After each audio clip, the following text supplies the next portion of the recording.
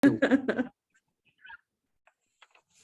morning. You're listening to Retake Our Democracy, a 30-minute weekly show that airs at 8:30 a.m. each Saturday morning on KSFR 101.1 FM, your Santa Fe public radio station. And I'm Paul Gibson, the host of Retake Our Democracy. Today I'm speaking with Reena Szczepanski, Chief of Staff for Speaker Brian Egolf, and now a candidate to take his seat as New Mexico State Rep for District 47. We'll get to Reena after just a few short announcements. Before we get started, I want to acknowledge, as always, that we are conducting this show on stolen Tewa land, and to thank our Tewa neighbors for being such good stewards of that land. We could learn a good deal from them, and we'd better learn it soon. I want to remind you that if you're driving around and miss any of today's show, you can watch the show, the full recording of our YouTube recording on retakeourdemocracy.org. Just click on Retake on the Radio on the button on the right side of the homepage, and you'll find YouTube recordings of all of our previous shows.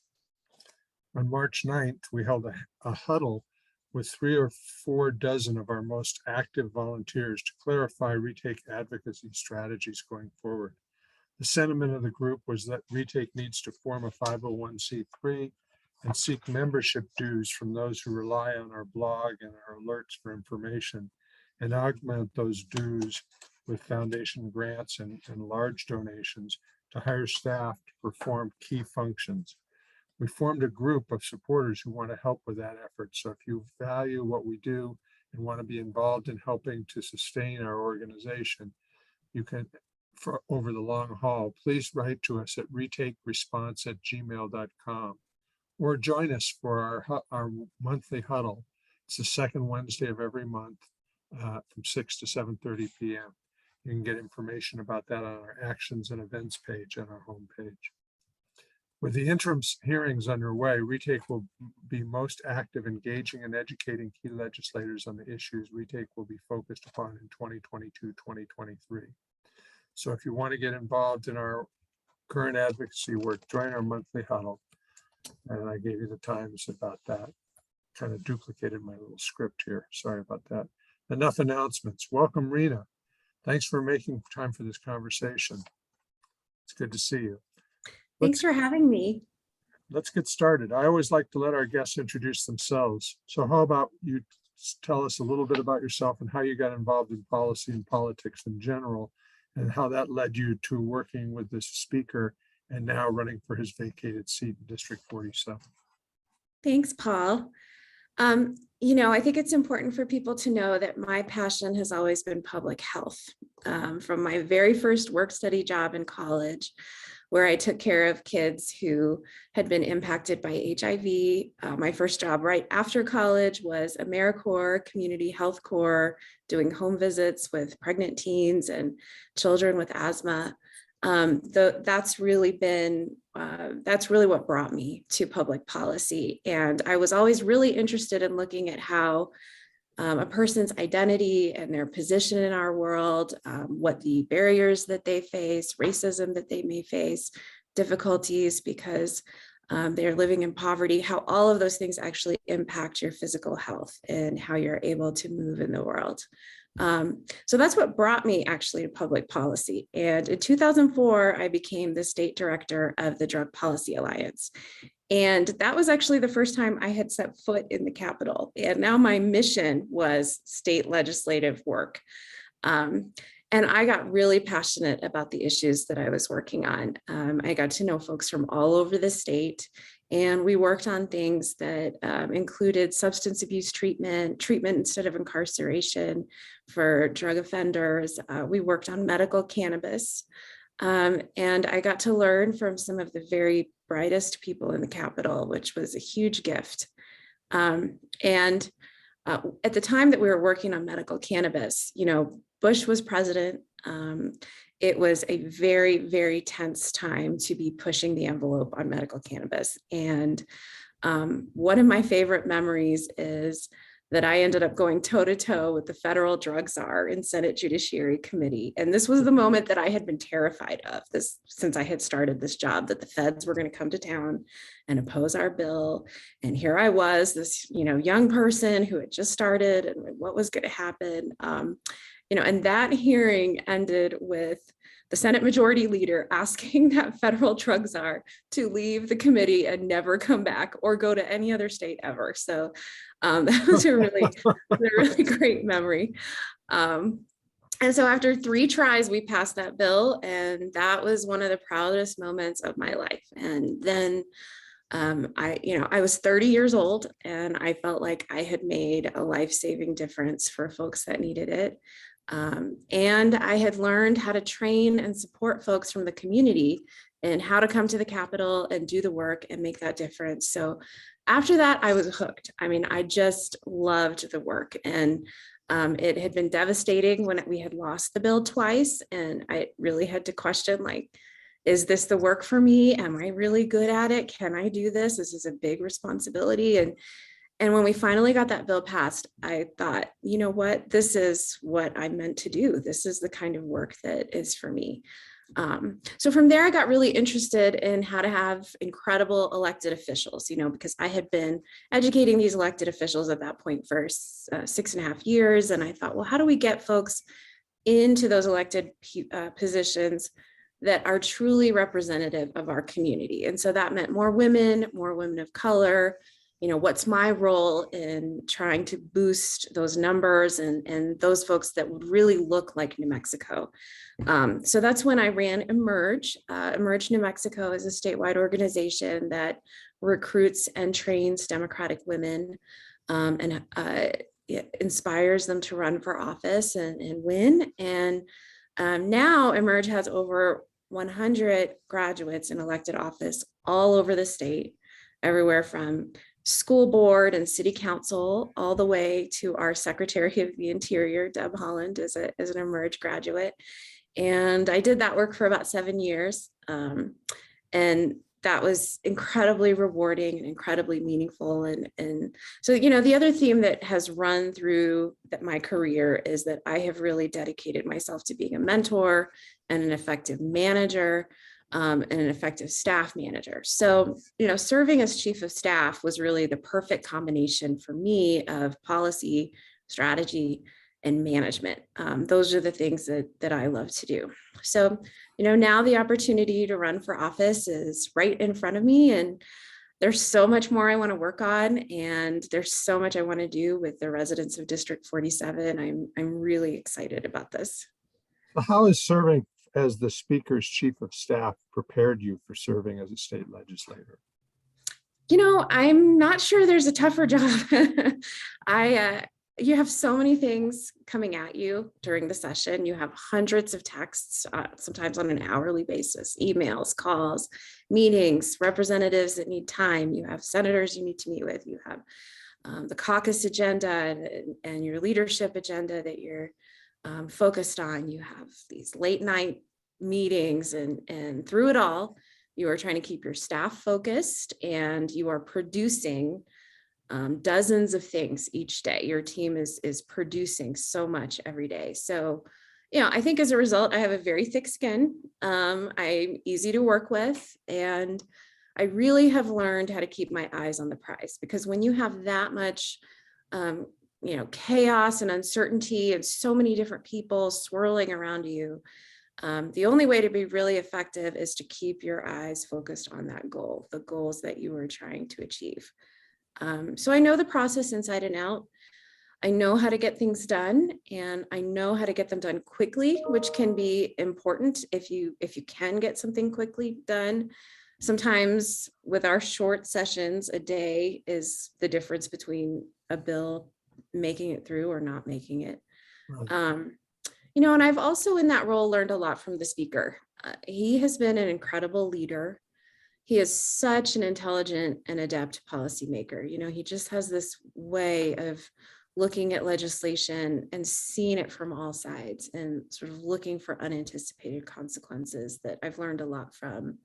And he's been such an ally to everyone around him. And that I have learned so much from that, because no matter who you are or where you come from, if you want to do good work for the state and for the people, the speaker will work with you. And I love that approach. And in that process, he will lift you up and kind of make you the front person, even though he is the one supporting you and helping. And I learned a lot watching that, that you can really lift other people up and step back and not necessarily need to be in the limelight. It's a very effective and very rare form of leadership. So, obviously my role as chief, I worked side by side with him for the last almost 8 years, and I've learned a tremendous amount from him as well. Okay. So I'm guessing that having sat on the inside of in so many sessions, you have a pretty good idea of what a good bill looks like and what a bill needs to look like to get to the finish line. So what are some of the characteristics of a bill that would be ready to move through the legislative process? And what can advocates and advocacy groups do to improve the chances of getting a bill through? That is a great question. That is like the central question, right, of the legislative work. I think often the success or failure of a bill is as much about the folks that are working on it and the kind of effort that they're mounting as much as it is about the content of the bill. And so you need everything to be right. And I think the first thing you need is a group of committed folks. It doesn't have to be a large group. It could be a small group. When we did medical cannabis, for example, it was really tough because it was a scary time under the Bush administration. So we had this little tiny group of, one medical provider that was brave enough to step forward and sort of didn't care if there were going to be repercussions. We had 2 or 3 patients that were courageous and amazing. And so, it doesn't necessarily matter the size. It doesn't matter who they are or what they are. It's just that they need to be committed, and you need to have good, robust communication between that small core group. Then the next step is you really need a bill draft. If you've come together over a concept, it's very different to talk about something in concept. You can get lots of folks to agree on a concept, but once they start looking at the bill in writing, that's where you're really going to understand, are those legislators really with you? Do they have concerns about the way this is written? Maybe there's some unanticipated consequence of this one section that, they, because of their experience, are looking at it in a different lens than you are. And so having that bill draft is critical. And I find sometimes that people wait too long to get a bill drafted, and they think they have a lot of support because the concept is really interesting and folks are really excited. And then sometimes the details take so long to work out that with our short sessions, you just run out of time, because then you're in the text of the bill. And sometimes if the text really needs a lot of work, you might run out of time. So you really want to get that together and have it done early so that you can really start looking at, well, what changes need to be made. And then I think meeting with legislators, when I was an advocate, I really had the philosophy that I wasn't going to have a predetermined expectation of how a person might feel about a bill. So people thought maybe I was a little, over committed, but I met with every member of the legislature about drug policy issues, no matter what party they were from, no matter where they were from. Sure, some of those meetings didn't go very well. Some of them were very difficult, but I felt that, I should give people a chance. And I believed so strongly in what I was working on that I felt that I could find something for anyone to find a value in that issue. So that's what I did. And I got some very unexpected supporters as a result.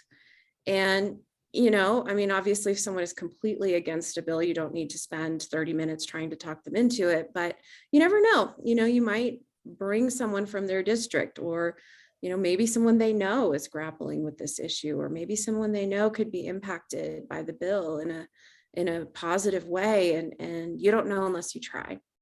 And that's, I think the final thing is you really need to understand and be able to describe very clearly what your bill is going to mean for everyday folks going through their everyday lives. and be able to explain that in a very clear and succinct way. And I mean, honestly, that's what good policy does. It should have benefits for people and as they go through their lives. And so you need to be able to clearly articulate that and have that communications to the public about what the bill means. And that doesn't mean tons of data and information, and it just means in very plain and clear terms. If this bill is enacted, if this bill passes and becomes law, you know, this is what this means for you in your everyday life. And I think too often we get stuck in the research and the, you know, kind of, or we can get stuck in sort of the philosophical or moral, you know, arguments for a bill. Those are all important, but ultimately we need to, as policymakers and as advocates, we need to be able to explain what this bill will do. And we need to do that with knowledge from the community, you know, that we've gained by working with the community and from the community. So, you know, I think it's none of this is rocket science, but it sure is a bunch of work. So you definitely have to put the work in.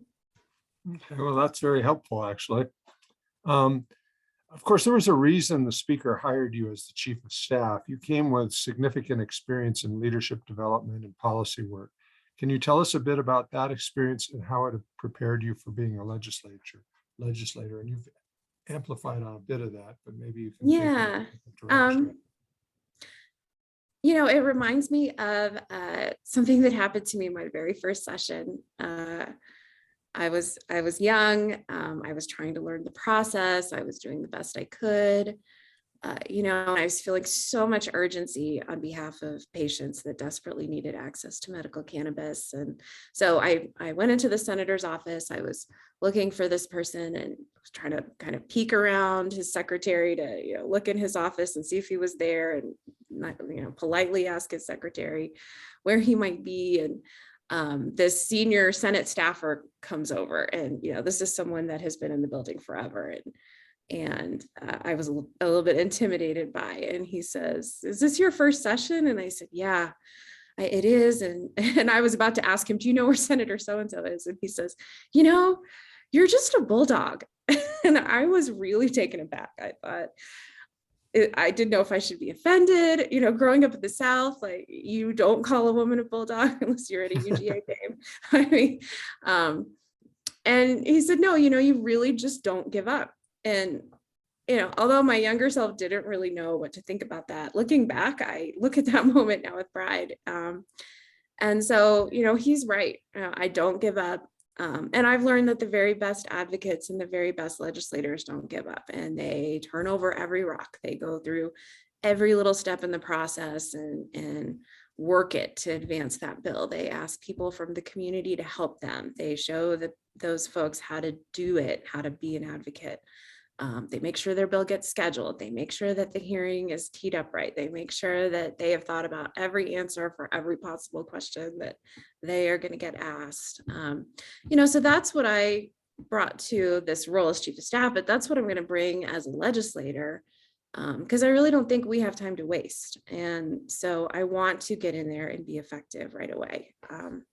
You know, in my time at the Drug Policy Alliance, we passed the very first 911 Good Samaritan Act in the country, which is a bill designed to prevent overdoses. And it was an idea that I literally came up with on a napkin working with a national colleague who was a law enforcement officer.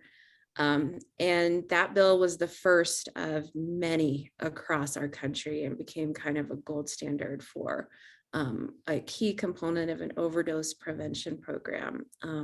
We did the second in the nation ban the box bill at the time. And that was another thing folks really thought, there's no way you could do that. And that gives people a second chance at employment. If they really, you know, after they've had criminal background, if they really want to, you know, re-enter society, get back on track, this gives them a second chance. And now that bill is, you know, widespread across the country. You know, we worked with a ban on bias-based policing with Somos and Pueblo Unido.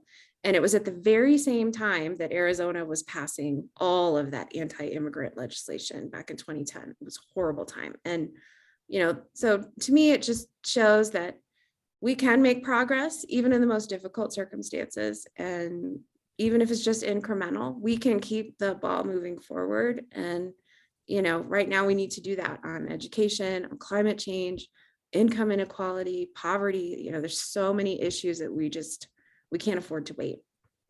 Okay, well, thank you very much for that. I need to take a quick break here to remind our listeners that KSFR is more important than ever right now due to the vast amount of misinformation that we're getting in the media. At KSFR, you get straight information, you get great news, local news, national news, Democracy Now!, Retake Our Democracy, Richard Wolff on capitalism at 8 a.m. just before we come up at 8:30. These are great programs and they deserve your support. They come to you free, but the work behind the scenes is not free. There's managers, there's engineers, there's equipment that needs to be paid for. So if you can possibly spare a little bit of change, I'd go to, when you get done listening to the program, go to ksfr.org and look for the donate button in the upper right-hand corner and click donate and view it as your ticket for admission to some great local programming. Go KSFR. So you said that there's not much time. We've got to get things done. So what are some of the issues and bills which you will be advocating for in 2023, assuming you win your seat, which I think Thank is you. a fair assumption? I will say first and foremost, I plan to continue the work I've started in terms of going all across the district and hearing from people in the community about what they want to see. But the issues that I know that I'm really interested in already are number one, behavioral health treatment on demand in New Mexico. No more waiting lists. I want to start that process to get to that goal. Maybe we could do the first pilot in Santa Fe. So that's something I'm going to be working on. It's something I have worked on in the past. And, I think in this role, I can do a lot more on that. I'm really interested in economic diversification, and particularly in two areas. One is our creative economy.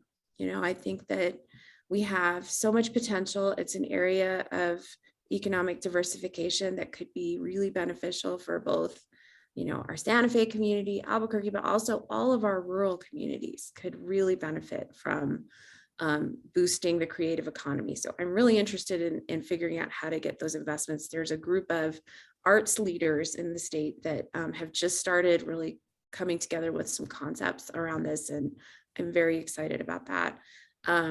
Secondly, the healing economy, I think is another area of natural strength for New Mexico. And, just like tourism and outdoor rec, this is something that keeps us, true to our culture, true to our history and nature. And I think it's something that we could really invest in and expand upon. I really want to figure out how to recruit and retain health professionals in New Mexico. Just to give you an example, one of my children recently needed an appointment for something, and the first available is a year away. So we're not going to see that person, that physician, until next May. That's pretty wild, and we need to do better on that. And then finally, I have been very passionate about child welfare, education, finding opportunities for young people. Those are issues that are really close to my heart. And, there are issues that I may not be the lead on, but I am going to be looking at legislation in those areas very closely and making sure that bills that we do are really going to improve the situation for our children. Okay, so now we're going to get to some specifics. And I know that none of these bills or concepts are bills for 2023 yet, but they will certainly be bills. And I think you're pretty familiar with the concepts of all of them. So we're going to do a quick rundown. And as I tick off the name of a bill or an issue, can you say support, strongly support, need more information, or tend to oppose for each one? And then when we're done, we'll come back and talk more about some of these bills. Let me just flip the page here. Okay, public bank. I'm interested in that. I need to have more conversation on that because I'm also a big supporter of the finance authority, and I'm not totally sure that I understand the differences between those two. So I want to get more into that, at a later date.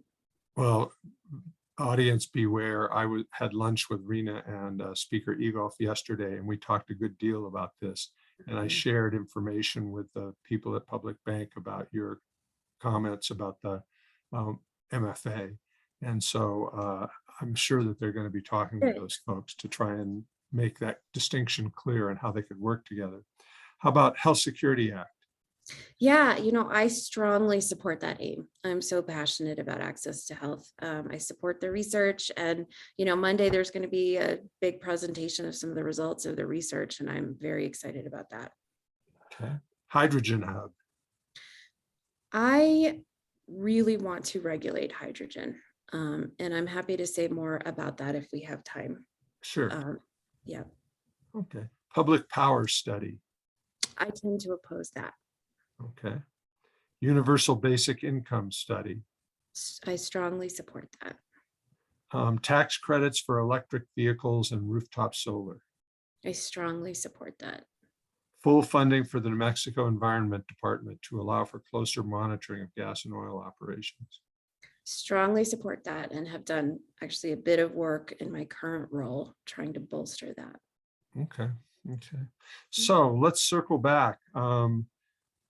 Let's see, a public power study, you said you tend to oppose that. What's the source of the opposition there?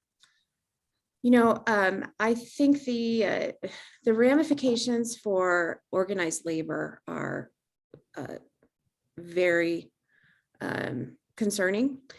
And I'm not only the daughter of immigrants, but I'm the daughter of a mechanic and a nurse. And so I am never going to vote for something that I fear may have a negative impact on regular everyday working folks. I just can't do that.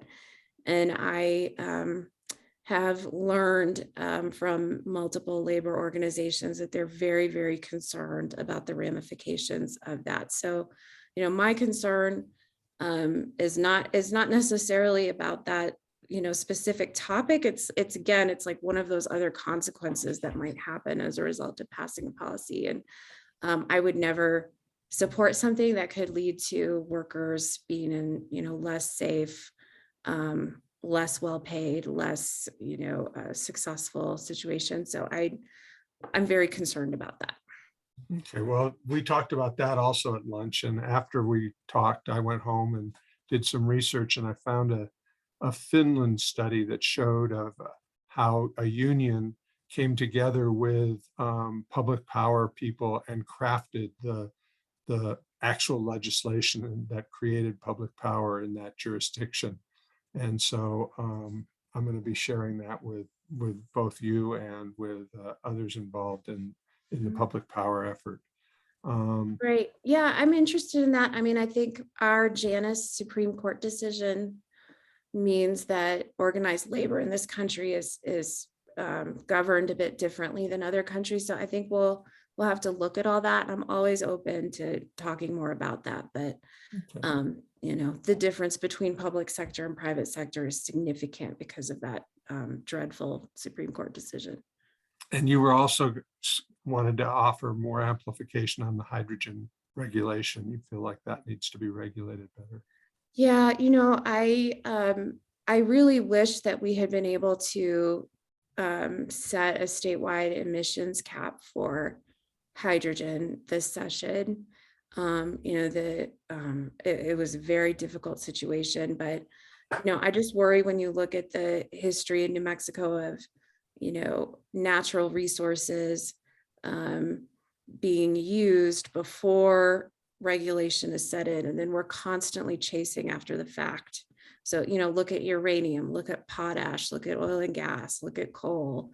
Now, I mean, there's so many copper, there's so many examples where the mining or the natural resource extraction happens first, and then we're playing catch up. And I feel very worried that that's the situation we're in. The governor just issued a new executive order, and I have started reviewing that, and I'm interested to see what kind of emissions caps that sets and on which kinds of companies. But I think I don't want that to happen again, and it's like over 100 years of history of that happening in our state. We just Right.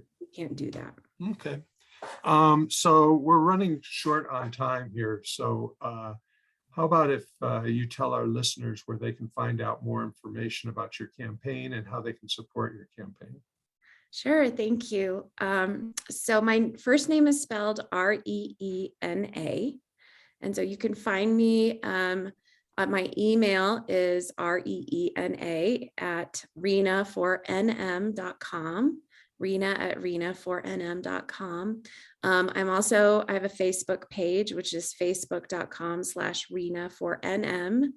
And I will have a website, hopefully by the time this radio show airs, that will also be reena4nm.com. And please do email me. I'd love to hear any ideas and policy thoughts, and just really work with anyone who's interested in working with me.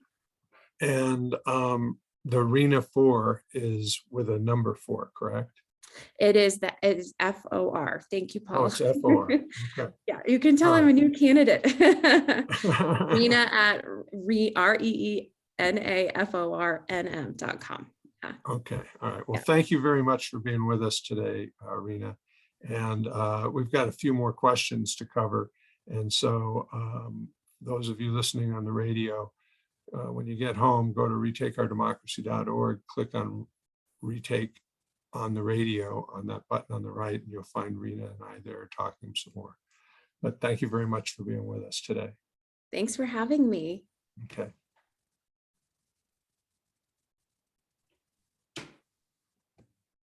Okay, we gave the sound engineers 5 or 6 seconds to know that the show was over. And I hope I did okay, because I didn't hit when I went to hit the timer on my phone, I mishit start. And so I had to kind of estimate where we were.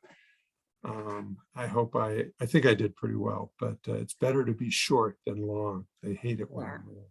So anyway, we were talking about some of the bills that that Retake is going to be interested in advancing. And so one of them was universal basic income. And, I think that in many ways that's a misunderstood piece of legislation or a policy. And people tend to think that it's a disincentive for people to actually work. And there's an immense amount of research that shows that that doesn't happen to be the case. Do you think it's a wise idea to begin with a study of universal basic income rather than just legislation? I think it will depend. My advice would be it would depend on the study and who is doing it, and how seriously that study would be taken. Do you all have a sense of where you want to direct that study? Well, right now, there is a study being conducted by Voices for Children. They're doing a study of a pilot with Somos and Pueblo Unido of 333 individuals who are receiving $500 a month, unqualified, and with no requirements. And they're studying that right now. And so they should have some preliminary results from that. That's not like a national study by any means. And so we may be going for using that as providing evidence that we need to do a broader study, but we'll have more on that during the interim hearings. I think they're fantastic. And the interim hearings would be a good place to start, I take it. Interim, yes. I think interim committees presenting, I think also individual meetings and presenting, because that'll really give you a sense of what legislators' concerns and questions are, even if you could do a handful of those just to see what issues are coming up early. But I think we really, particularly because of some of the, sort of national rhetoric about unemployment compensation that happened over COVID and other things, I think it's going to be really extra important to have all that information, the data, Mhm, mhm. um, some focus groups with some of those participants to see how this is working in their lives. And that's great. I'm really excited about that. Well, it was interesting because one of the things that we talked about this at lunch also, and Brian was very straightforward about where we would want to be clear on what UBI would be and what might be some of the other benefits that are foregone by virtue of creating this one overarching benefit. And you mentioned earlier that the speaker is good at seeing all sides of a bill, and I think that was in part why I wanted to meet with you guys, is to just find out, okay, where are the problems, or where are the things that we should anticipate coming from legislators who are concerned or have questions, so that we can be prepared for that. And so that was very, very useful. So let's shift gears for a second. I want to talk about the global effort, or non-effort, to address climate change. The IPCC just came out with a new report, another 300 and some odd page report. This more dire than the last. Everyone seems to be more dire than the last. And yet we don't seem to be able to find a way in New Mexico or in Washington or in the world to come up with solutions that, or strategies that are meaningful and will actually have a significant impact on the trajectory we're headed. And that's not a trajectory we want to continue on. In many ways, I think New Mexico is a microcosm for the world, because like the world is sort of hooked on fossil fuels, New Mexico is sort of hooked on fossil fuels for revenue. And yet we're an epicenter for causing damage to the environment with methane release in the Permian and elsewhere in New Mexico. So efforts to try and curb our reliance on gas and oil, I'm thinking particularly of when Senator Cedillo Lopez introduced a pause on fracking, that just went zero, nowhere. It doesn't seem like policymakers have found a way to nuance our reliance on gas and oil with our need to, at some point, keep it in the ground. Do you see a path where we can maybe meet in the middle on this and start to curb our reliance on gas and oil and start keeping it in the ground? Yeah, I mean, I think we have to set some big goals into law. I really feel strongly about that. I think swinging wildly from gubernatorial administration to gubernatorial administration is not helpful when you're dealing with a long-term existential crisis like climate change. So one of the reasons why I was so excited about House Bill 6 this session, the Clean Future Bill,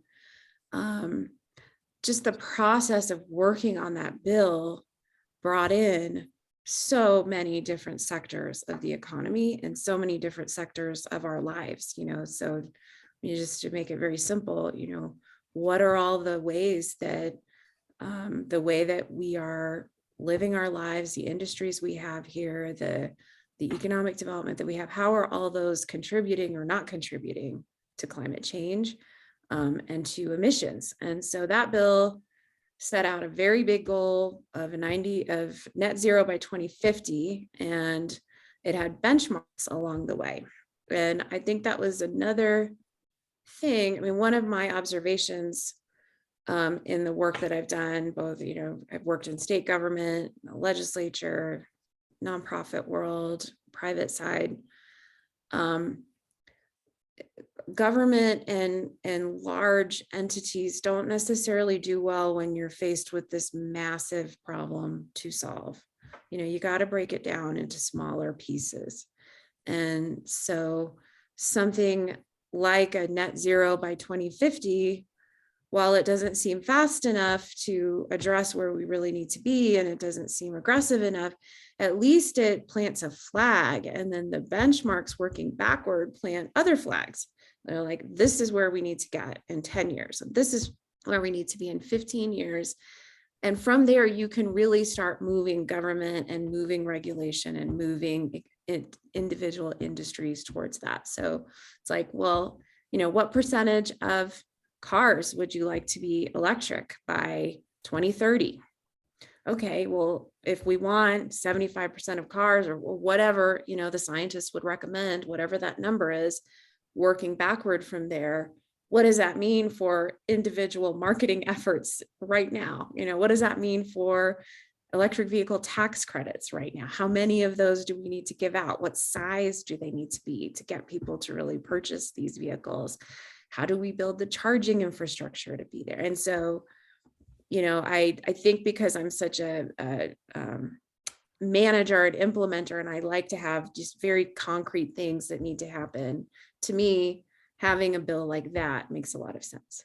I also think we have to grow other sectors of our economy. So the things I mentioned earlier, creative economy, healing economy, look at what we've done with Meow Wolf, with film, outdoor rec tourism, bioscience. There's all these different little pockets of potential in New Mexico that we still have yet to fully invest in and explore.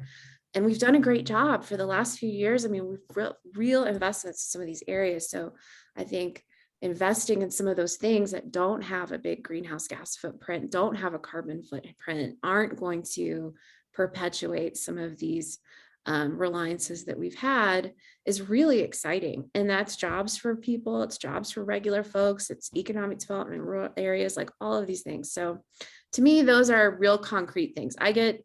When I read that IPCC report or when I hear about what's happening, I get a little overwhelmed. And so to me, the best thing for me to do is to figure out what is a concrete thing we can do and what are the goals we're trying to get to, and then what are all the steps we need to do to get there, and let's just go to work. That's my approach. So those are some of the ideas I have.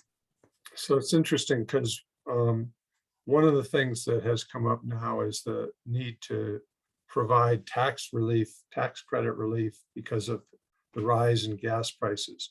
And one of the things we were talking last night over dinner, Roxanne and I, and one of the things she commented on, she goes, if people were just paying attention 20 years ago, gas and oil is going to get more expensive. And, the same people who are complaining that it costs them so much now to drive to work in rural New Mexico, many of them are driving gas guzzling trucks that and vehicles that are not exactly cost efficient for when gas prices go up. And so I think it's really important that, and you're talking about going back and sort of back mapping. I come from the same kind of background you do in terms of public health planning. And so you set a goal and you back map it to what are the incremental steps we need to reach in order to get there. And it seems to me that one of those things is to make those electric vehicle tax credits sufficient enough, and maybe with the caps on them for income, so that they really reach out to working people, so that a working person can buy a $30,000 or $40,000 vehicle that would be just a bit too outside their bandwidth or their reach. And hopefully that'll be something that I'll be talking to you about in 2023. Yeah, well, it's a reason why the tax credits need to be refundable and transferable, so that when you buy the car, the tax, you instantly get that benefit, as opposed to waiting until you file your taxes a year later, if we're talking about real working folks being able to get expensive cars. Exactly. But I also think, that there was a huge investment in December into electric vehicle charging stations. And there's mapping happening, and we live in a rural state. We live in a state where, yeah, folks need trucks because they've got to haul stuff, and they've got to, work on a, ranch or whatever it is that they're doing that they need that kind of vehicle for. We got to also make sure that they can drive those long distances and charge in a reasonable fashion. And so I think that's a critical piece of it. But, one of the things that I was discussing with some folks yesterday is, with the gas prices being what they're at, what they are going to be at, we fear, what will that do to the electric vehicle market? And is there something that we could do right now? Or is it something that, car dealers need to be doing right now? What is that makes this a moment that is going to be very difficult for folks to afford gasoline, but then what maybe can be done on the electric vehicle side to make this maybe a positive moment where some folks are actually investing in those vehicles? I don't know the answer to that. We were talking about that yesterday, and it's I think really worth investigating. I'll send you this after we get done with this recording, but someone sent me a op-ed from Martin Heinrich today, and he was saying that the whole international situation we find ourselves in, especially Europe, is fomented by our reliance on fossil fuels, and that the message we need to take from this is that we need to electrify everything immediately. And he had some interesting ideas about heat pumps that can be installed in homes and transfer over to electric heat as opposed to gas heat. And he's very interested in, he was citing the World War II and how we were able to build 157,000 bombers overnight while we could produce all these heat pumps for Europe so that they could transition off of gas and oil at the same time that we're creating an industry here. And so I'm hoping that in some ways people start to see the crisis that we're in because of the Ukrainian war as something that's preventable. And maybe there's some things we could be doing right now that prevent us from being in a bind like this in the future. Yeah. Well, I don't know if you followed the energy efficiency bill during the session. It's, I think, one of the best. It is an excellent bill. Representative Christina Ortez in Taos was the sponsor and champion for 2 years. She worked on that bill. But that bill would allow for state investment into heat pumps. So, it's great that you bring that up because it's a really exciting way to make to reduce energy bills for low-income folks, to electrify entire neighborhoods, and that are currently, living on propane or, what have you. And I think it's a start. We will probably need to invest more money into that program. But the other cool thing about that bill is that it's going to create jobs because weatherization and energy efficiency, I mean, that's needed in every community, no matter where you are, no matter whether you're protecting from the heat, down south or the cold up north, and you're making real improvements to people's homes and all those jobs, window installers and weatherization and roofing. And I mean, it's a very cool bill. It's sort of the nexus of like economic development and climate and electrification. It's very cool. One of our highest priority bills. We're very happy to see that get through. Christina Ortez is one of our favorite legislators. So good. Yeah, she's great. Well, thank you very much for being with us today, Reena, and good luck with your campaign. And we'll talk later about ways in which we might be able to get some retake volunteers to make some calls or do some canvassing. Thank you, Paul. I would love that. And if folks have ideas they want to send me or, set up a meeting, I'm happy to. So okay. Great. All right. Well, thank you very much. Thanks. Have a great weekend. You too.